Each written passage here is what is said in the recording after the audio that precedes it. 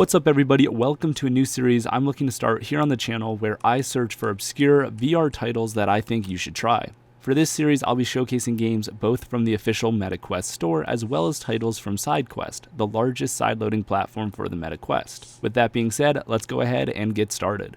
A few months ago, a silly little game called I Am Cat became very popular. Unfortunately, unlike many of our bank accounts, it did not cost $0. In the search for free games, I came across Call Me Kitty, an amazing free alternative to I Am Cat. To be expected, this game lacks much of the polish as well as the many bells and whistles of I Am Cat, but nonetheless scratches a similar itch. In this game, you run around as a tiny kitty, destroying a perfectly good suburban home. In your efforts, you fight both a ticking clock as well as an angry mother, Roomba, and more. Using your cat vision, you jump around the space, grabbing and smashing items like plates, cell phones, and anything else your heart desires.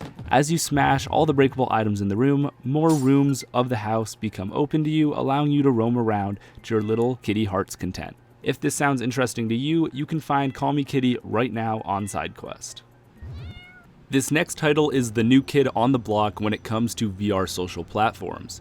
Banter, created by SideQuest, is very similar to other social platforms that you may have heard of, such as VR Chat and Rec Room. In my eyes, it's kind of a hybrid between the two, bringing the chill vibe of VR Chat while also replicating the fun of Rec Room. What truly sets Banter apart from the rest of the pack is its emphasis on a small, close-knit community. Banter is practically the antithesis of Meta's incredibly cold, polished, and sterile Horizon worlds. Every bit of Banter just feels playful and warm. This is perfectly represented in the cardboard avatars everyone is presented with when they hop on for the first time. And speaking of first-timers, there's also dozens of weekly events that you can participate in with the rest of the community, which also sometimes include Quest 3 giveaways. The platform is also receiving a constant stream of updates, with the new physics update on its way, including a multitude of new features and mechanics to add realism to your experience. If you want to learn more about the physics update, you can check that out in the update log linked down in the description. And if you're interested in picking up Banter for yourself, well, it's free, and you can check it out right now on the MetaQuest store. A few decades ago, two brilliant men, John Romero and John Carmack, with the help of others created Doom. At its time, a revolutionary game, is now an amazing VR port of nostalgia.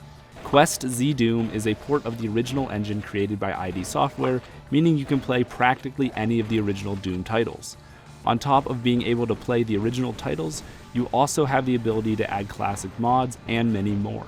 Apart from the sheer variety of maps, games, and mods at your disposal, the overall engine port is done incredibly well. It runs at a 60Hz refresh rate, which isn't ideal for VR, as it can cause a bit of motion sickness, but it is sufficient.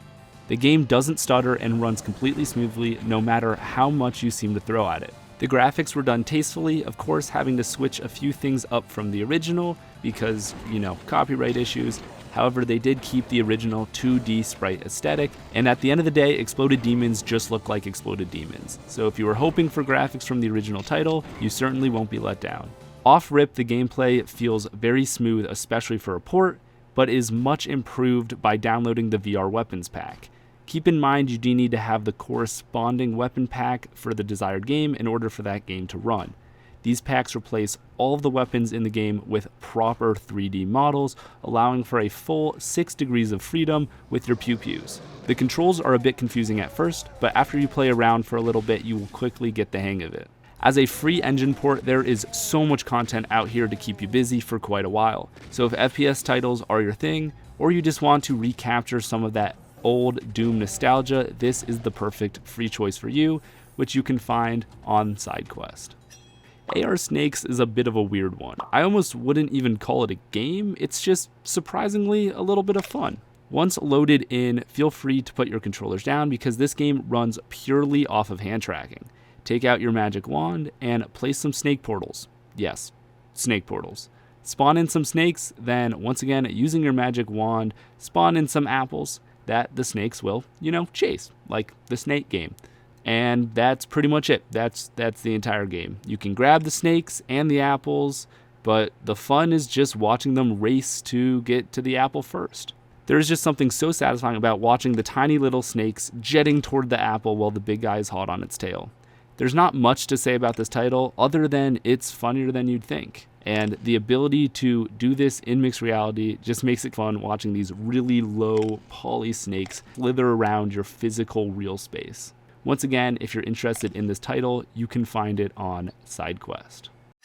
Some honorable mentions that were interesting but didn't offer enough to warrant their own section include Dino Dig, which is a very short demo in which you dig up some fossils and learn a bit about the dinosaurs. This can be found on SideQuest. We also got Sense of Darkness. This isn't a free game, but you can play the demo for free, which is a decently fun experience. The game is incredibly trippy, placing you in complete darkness, having you move around in order to see the world as a collage of different colored dots.